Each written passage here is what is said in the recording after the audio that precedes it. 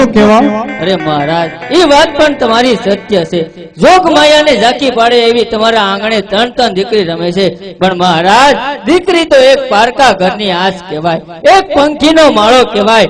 કાલ સવારે પાંખું ફૂટે એટલે સૌ સૌના સાસરે ઉડી જાય. પણ મહારાજ, જ્યાં લગી તમે પોકરણગઢની ધરા ઉપર બિરાજમાન છો ત્યાં લગી તમારી પ્રજાને કોઈ વાતની કમી નથી. પણ મહારાજ, તમારા ગયા બાદ લૂલો કે લંગડો, બાડો કે વહુડો એક પણ કુંવર હોત ને તો મહારાજ આ તમારી રાજગાદી સંભાળત, તમારો વારસો જાળવી રાખત. નહીતર એક દિના સમયમાં મહારાજ આ સુંદર પોકરણગઢ નગરી નિર્વસ્ત થઈ જશે. મહારાજ, નિર્વસ્ત થઈ જાય.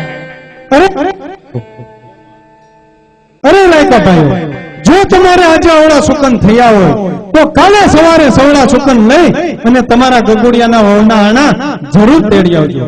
હા મહારાજ, જ્યાં લગી તમારી જેવા ધર્મ ધુરંધર રાજાઓ પોકરણગઢની ધરા ઉપર બિરાજમાન છે ને ત્યાં લગી તમારી પ્રજાને કોઈ વાતની દુઃખ નથી, કોઈ વાતની કમી નથી. પણ મહારાજ, તમારી પ્રજા એક જ વાતે દુખાય છે કે એના મહારાજા પેટના વાંજિયા છે.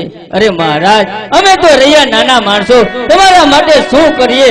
પણ હા, જતા જતા ભગવાન ભોળિયાનાથને હસા હૃદયથી પ્રાર્થના કરીએ છીએ, હે ભોળિયાનાથ, નદારાના આધાર અમારા મહારાજાને એવો દેવ જેવો દીકરો દેજે કે અમારા મહારાજાની જેમ અમારા પ્રજાના સુખે સુખી થાય અને રોહિતની દુઃખે દુઃખી થાય. મહારાજ, અમે તો રહ્યા વન વગડે રખડતા ભટકતા વનવાસીઓ કહેવાય, અમને તો બોલવાની ભાન પણ ન હોય. પણ મહારાજ, કદાચ અમારાથી અવળું સવળું બોલાઈ ગયું હોય ને તો મહારાજ તમારી રયત સમજીને અમને માફ કરી દેજો. મહારાજ,